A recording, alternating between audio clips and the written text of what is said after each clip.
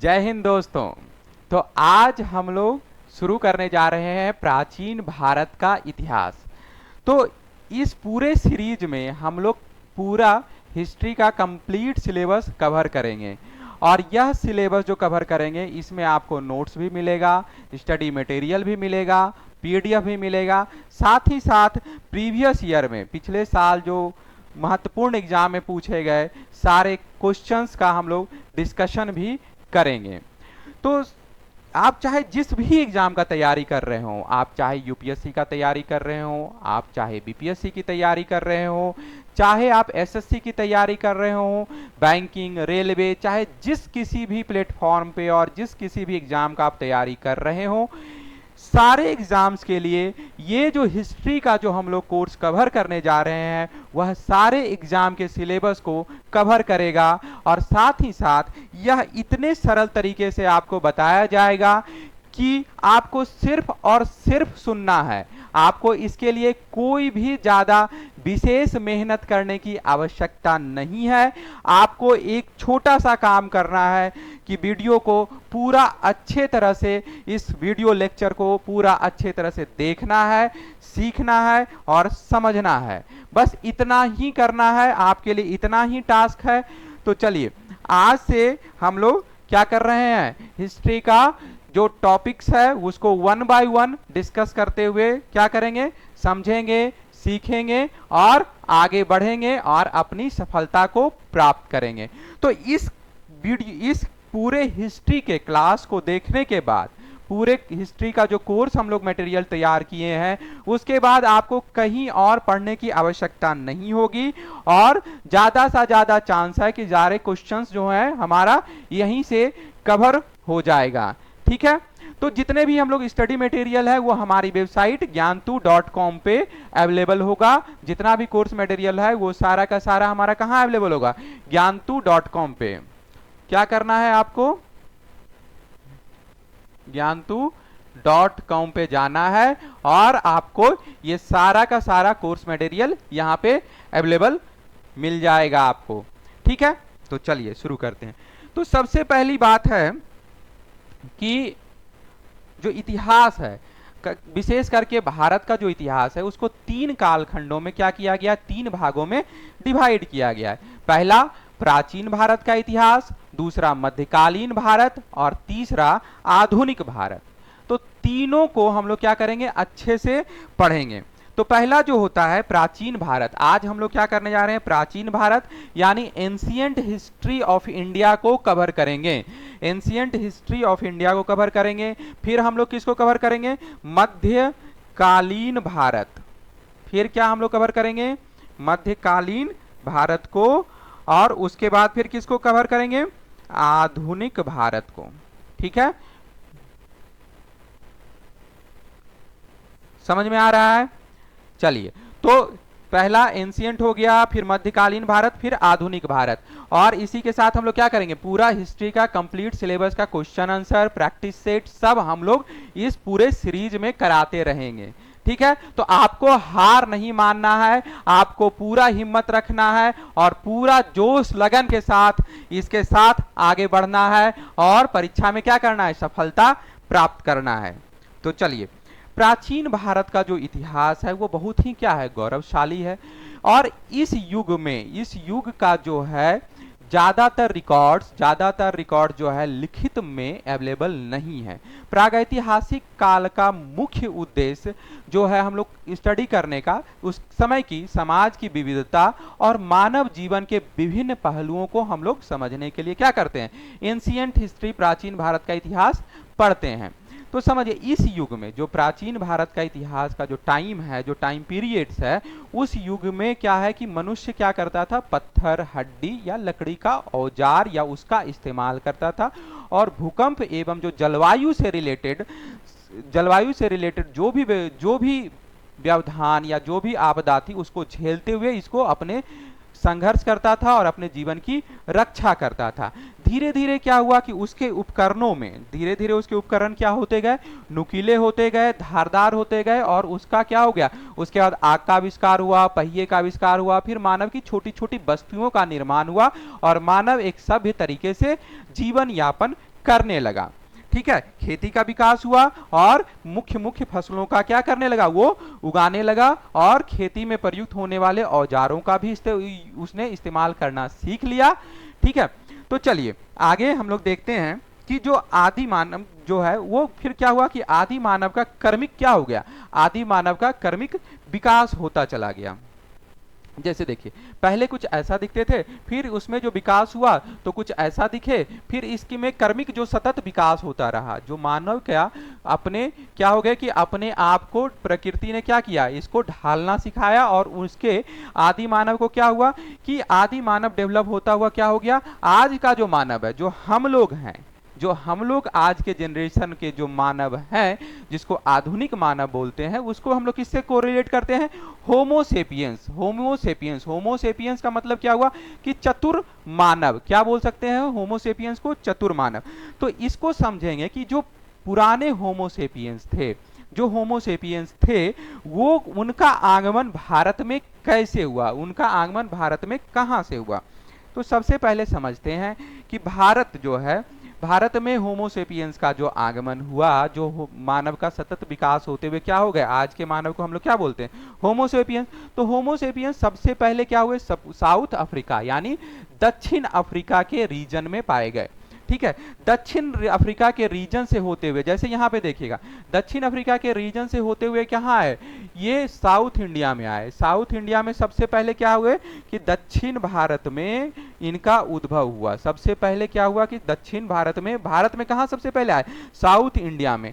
उसके बाद धीरे धीरे ये क्या किए, यहाँ से फिर बलूचिस्तान होते हुए फिर क्या हुआ, बलूचिस्तान और आज का जो सिंध एरिया है जो पाकिस्तान में है, उस एरिया में इन्होंने क्या किया, धीरे धीरे अपना एस्टेब्लिशमेंट स्थापित किया, जिसको हम लोग क्या कहते हैं कि सिंधु घाटी की सभ्यता के बारे में भी हम लोग नाम से जानते हैं, इंडस वैली सिविलाइजेशन, जिसको हम लोग क्या करते हैं कि इंडस वैली सिविलाइजेशन के नाम से भी हम लोग जानते हैं। समझिए बात को। तो भारत में कहां से आए, भारत में साउथ अफ्रीका से आए और बलूचिस्तान होते हुए फिर कहां, सिंधु घाटी सभ्यता का निर्माण किया। इस सिंध के एरिया में जो सिंध नदी के किनारे इन लोगों ने अपनी बस्तियों का निर्माण किया और अपना सिविलाइजेशन स्थापित किए वहां से। ठीक है, तो आगे चलते हैं फिर और हम लोग देखते हैं कि प्राचीन भारत का इतिहास कैसा रहा है। प्राचीन भारत का इतिहास विशाल एवं उच्च सभ्यताओं के उदय, क्या क्या, विशाल, बहुत ही भव्य रहा है और उच्च सभ्यताओं के उदय, पतन, राजनीतिक, सांस्कृतिक और आर्थिक परिवर्तनों की दिशाओं में एक अत्यधिक रूप से परिपूर्ण और उपयोगी दृष्टिकोण प्रदान करता है। तो जब हम प्राचीन भारत का इतिहास पढ़ेंगे तो उस समय की जो जो सभ्यता थी, चाहे आप चीन की सभ्यता समझ लें, मिस्र की सभ्यता को जानते हैं, तो ये सारी सभ्यताओं में से इंडिया का भी सभ्यता एक रिच सभ्यता था, एक बहुत ही उच्च और उन्नत किस्म की सभ्यताओं का डेवलपमेंट हुआ।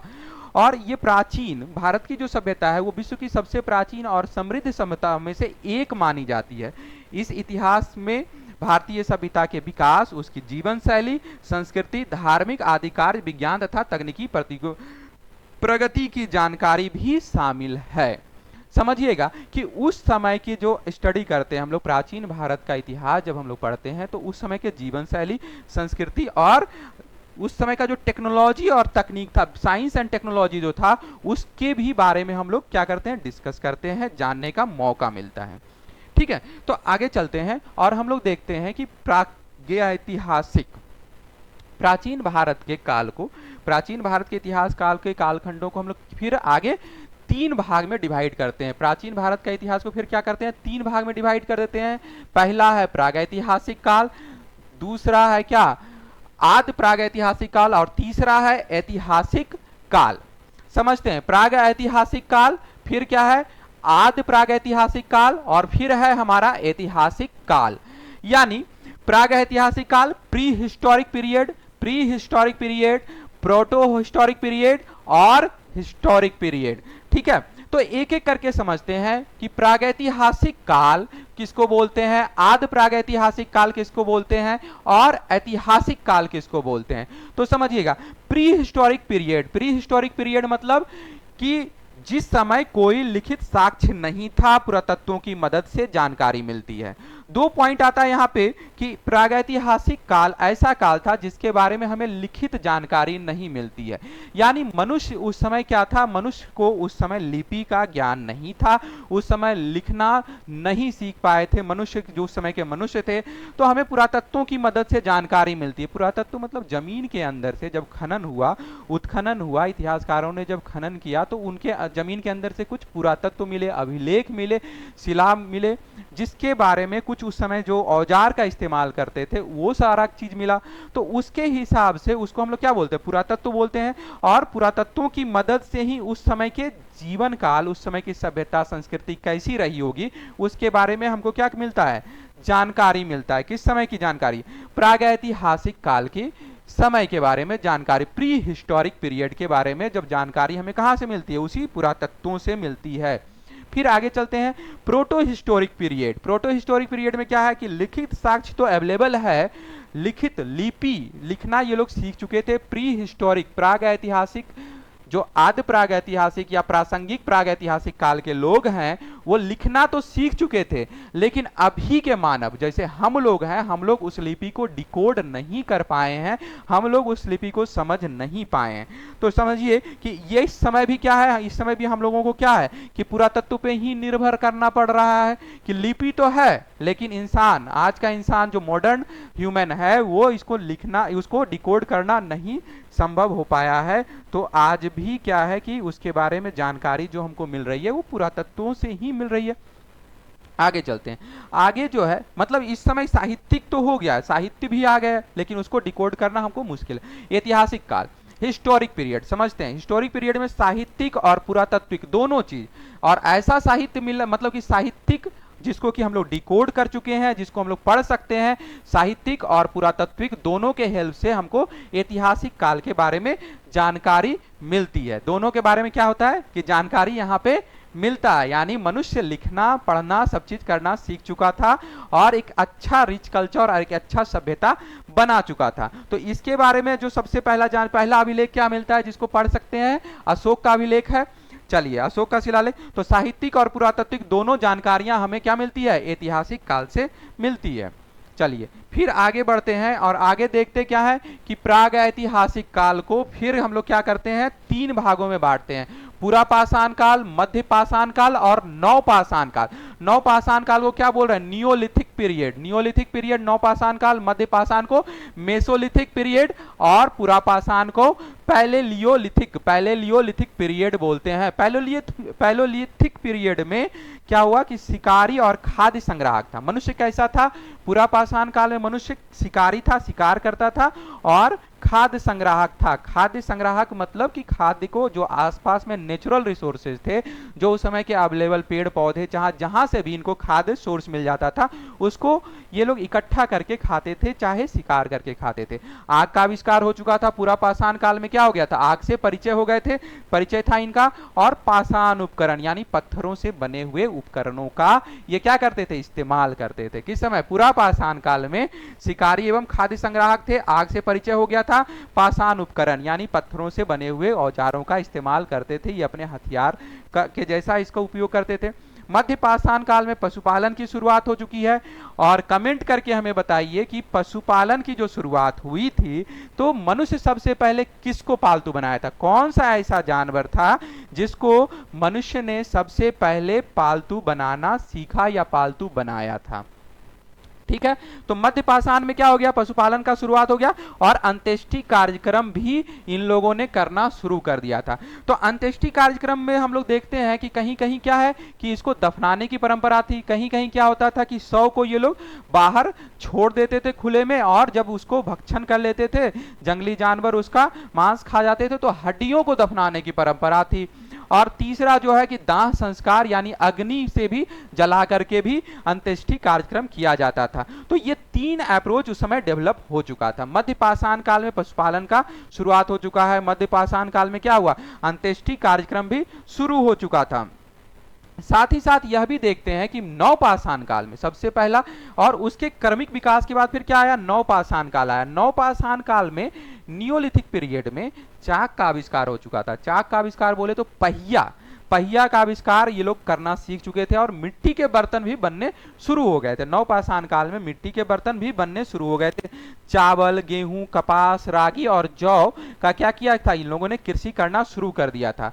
फसल काटने के भी औजार, जो रेतीले और धारदार औजार थे, उसको भी इन लोगों ने डेवलप कर लिया था नवपाषाण काल में, यानी कृषि का खोज हो चुका था। नवपाषाण काल में क्या हो गया, चाक का आविष्कार हो गया, चावल गेहूं यानी फसल उगाना का सीख लिया था, फसल काटने के औजार भी इन लोगों ने डेवलप कर दिए थे।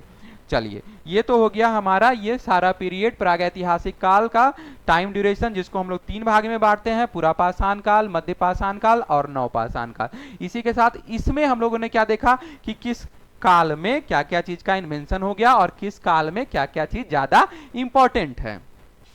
आगे बढ़ते हैं। तो फिर पुरापाषाण काल को फिर हम लोग 3 भागों में बांटते हैं।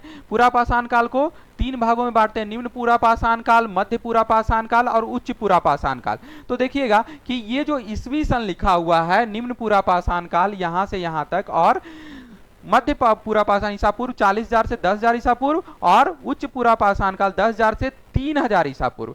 तो ये सारा जो कैटेगरीज है, ये जो टाइम का ड्यूरेशन है, वो थोड़ा वेरी करता है अलग अलग बुक्स में, ठीक है। तो हम लोग यहाँ 2 लाख से लेकर के 40,000 तक का चल रहे हैं, 40,000 से 10,000 और 10,000 से 3,000 ईसा पूर्व उच्च पुरापाषाण काल को लेकर के चल रहे हैं। तो इसमें सबसे ज्यादा इंपॉर्टेंट चीज है कि औजार, निम्न पुरापाषाण काल में कौन कौन से औजार, किस तरह के औजार का इस्तेमाल कर रहे थे, और सारे जो पुरापाषाण काल का जो हम लोग देख रहे हैं किस तरह के औजार का यूज कर रहे थे, और कौन कौन सा एरिया इंपॉर्टेंट है। जैसे देखिएगा, पाकिस्तान में स्थित सोहन नदी घाटी, कश्मीर, राजस्थान का थार रेगिस्तान, मध्य प्रदेश की नर्मदा घाटी, ये बहुत बार क्वेश्चन में आया है मध्य प्रदेश की नर्मदा घाटी के बारे में।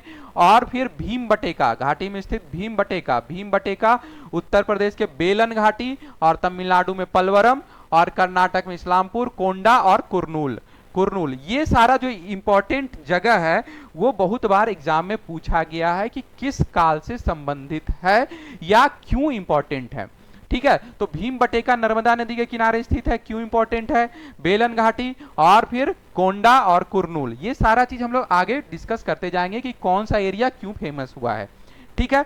भीमबटेका की गुफाएं, यहाँ देखिएगा भीमबटेका का फिर से नाम आया पुरापाषाण काल, मध्यपाषाण काल में गुफा के रूप में।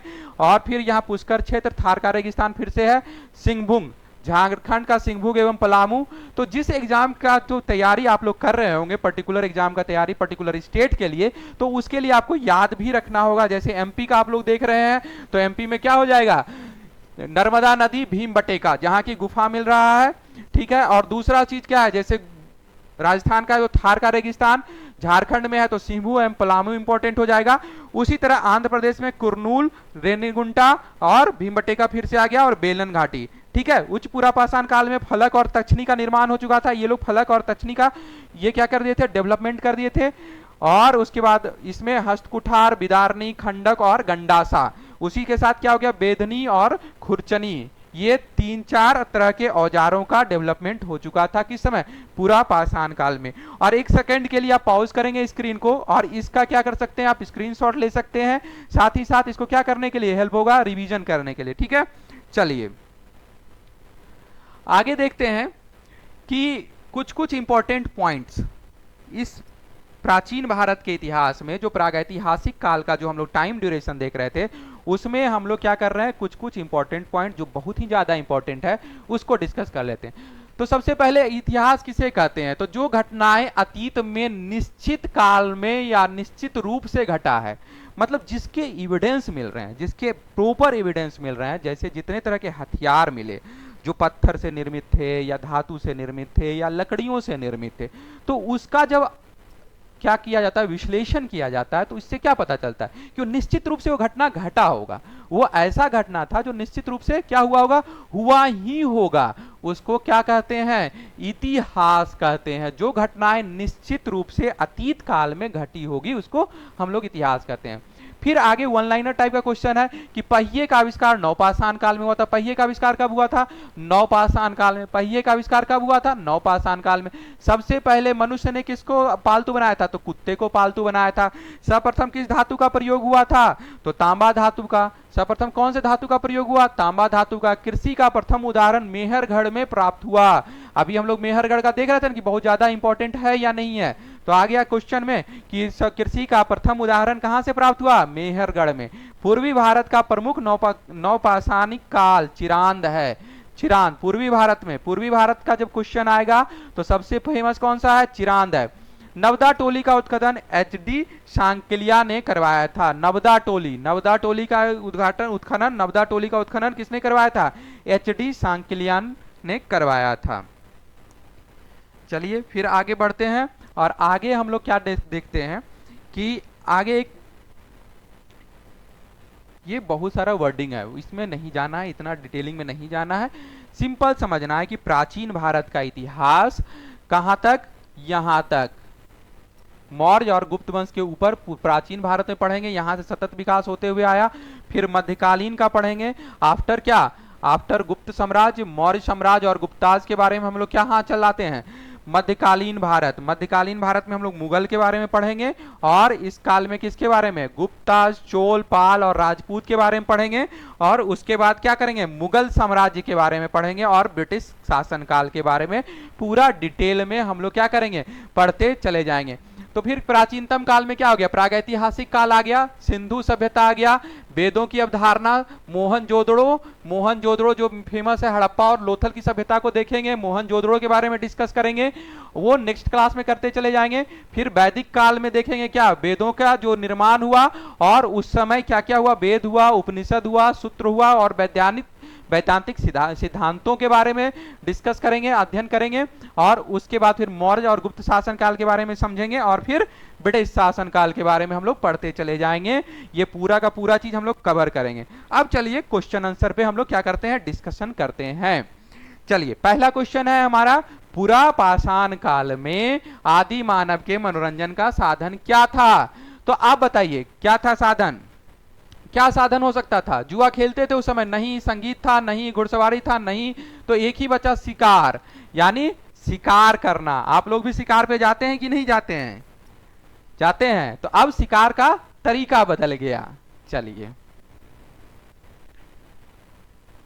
पूरा पहिए का आविष्कार कब हुआ था, चलिए बताइएगा। पहिए का आविष्कार नवपाषाण काल, मध्यपाषाण काल, पुरापाषाण काल, लौह काल, कौन से काल में हुआ है, कमेंट करके बताइए। नवपाषाण काल, नवपाषाण काल में पहिए का आविष्कार हुआ है। फिर आगे बढ़ते हैं,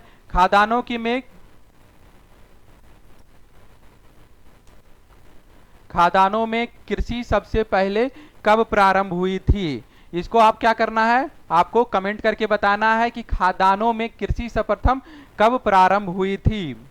चौथा क्वेश्चन, नवदा टोली का उत्खनन किसने किया था, नवदा टोली का उत्खनन किसने किया था, एच.डी. सांकलिया ने, एच.डी. सांकलिया ने नवदा टोली का क्या किया था, उत्खनन किसने किया था। आगे चलिए, राग का टीला, संगन कल्लू, राग का टीला किससे संबंधित है, संगन कल्लू से संबंधित है। ये वाला बी दूसरा आंसर हो जाएगा हमारा, दूसरा नंबर ऑप्शन हो जाएगा किसका, राग का टीला संगन कल्लू से संबंधित है। भारत में किस शैलाश्रय में सर्वाधिक चित्र प्राप्त हुए हैं। तो इसका आंसर क्या होगा, किस शैलाश्रय से सर्वाधिक चित्र प्राप्त हुए हैं, भीम बटेका से। नवदा टोली किस राज्य में स्थित है, बताइए जल्दी बताइए, नवदा टोली किस राज्य में स्थित है। गुजरात में है, महाराष्ट्र में है, छत्तीसगढ़ में है या मध्य प्रदेश में है। चलिए मध्य प्रदेश हमारा करेक्ट आंसर हो जाएगा। नवदा टोली का जब क्वेश्चन आएगा तो कहां स्थित है, मध्य प्रदेश में। नवदा टोली कहां स्थित है, मध्य प्रदेश में। नवदा टोली कहां से स्थित है, मध्य प्रदेश में। भारत में मानव का सर्वप्रथम साक्ष्य कहां मिला था, भारत में मानव का सर्वप्रथम साक्ष्य नीलगिरी पहाड़ियां, शिवालिक पहाड़ियां, नल्लामाला पहाड़ियां, नर्मदा घाटी। चलिए करेक्ट आंसर बताइए कमेंट कर करके। तो भारत में मानव का सर्वप्रथम साक्ष्य कहां मिला है, जल्दी बताइएगा। ये नर्मदा घाटी हो जाएगा हमारा, क्या हो जाएगा करेक्ट आंसर, नर्मदा घाटी।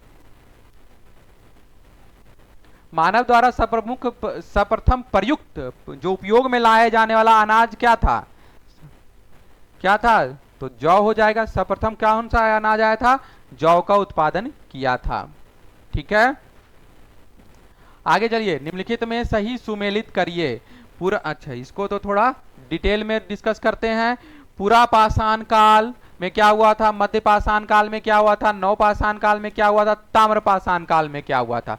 तो ताम्र पाषाण काल में तांबे की खोज हुई थी और तांबा से रिलेटेड चीजों का निर्माण होना शुरू हो गया था। तो मिलाते हैं, पहला क्या है कि हमारा हो गया ए नंबर हो गया पूरा पाषाण काल। पूरा पाषाण काल में क्या होगा था, कच्चे एवं पक्के मकान, नदी तट अधिवास, शैलाश्रय अधिवास या गत्र अधिवास।